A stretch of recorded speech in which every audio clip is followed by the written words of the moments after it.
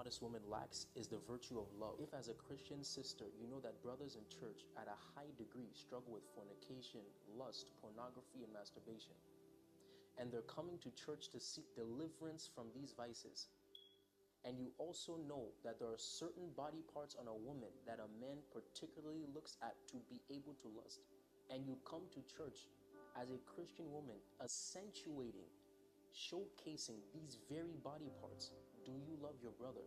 That is like I have a Christian brother who's trying to stop smoking cigarettes, and I come and I'm smoking a cigarette in his face. Somebody's trying to stop lusting, and you're putting the objects of lust in front of him. Men don't lust after women's elbows. There are certain body parts, and we know those body parts because the fashion brands make dresses to accentuate those very body parts. The hips, the derriere, the breast, and so forth and so on. So then a Christian brother goes into church, and the women in the church are dressed the same way the woman he's trying to get away from in the world.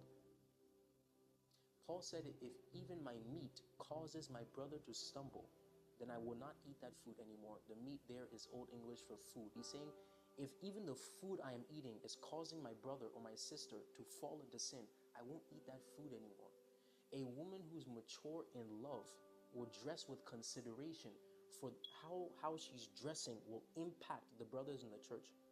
An immature woman says, it's not my business. I didn't tell them to look. And that same woman wants to be a wife. And that same woman wants to be a mother with that kind of selfishness.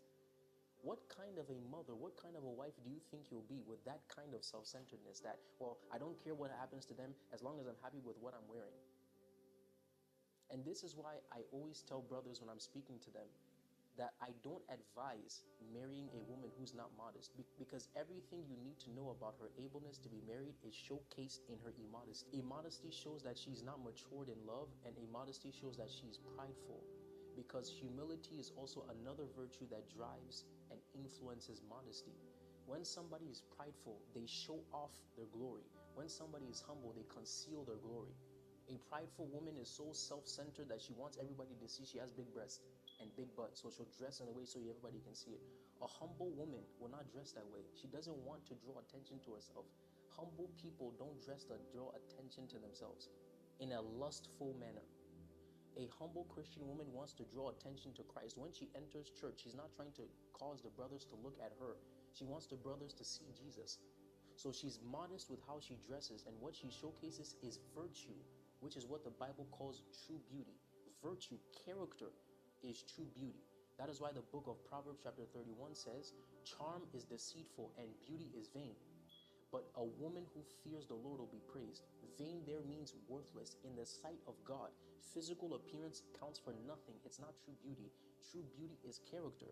And when a woman understands that true beauty is character, that's what she'll put on display. That's why Peter said, let not your adornment be your outward appearance, but let it be the hidden man of the heart. In other words, let your true beauty, your inner beauty, your character be what's on display. So we know a Christian woman is mature when what we know her for is her character, not her appearance. Most of the times what we know a woman for is, oh, she's pretty, oh, she's fine. That's how we describe women in church. Not she's holy, not she's righteous. Meaning, because most of these women, their identity is in their appearance. The number one thing they care about is when I come into church, everybody thinks I'm fine. That's their number one agenda. They're not concerned about people thinking they're holy, people thinking they're righteous. What we should know you for as a holy woman is your character. We should say, oh, that is a godly woman. That is a woman who, not she's fine, not she has a big this and a small that. That's not what God is concerned with. Back to the point I was making before.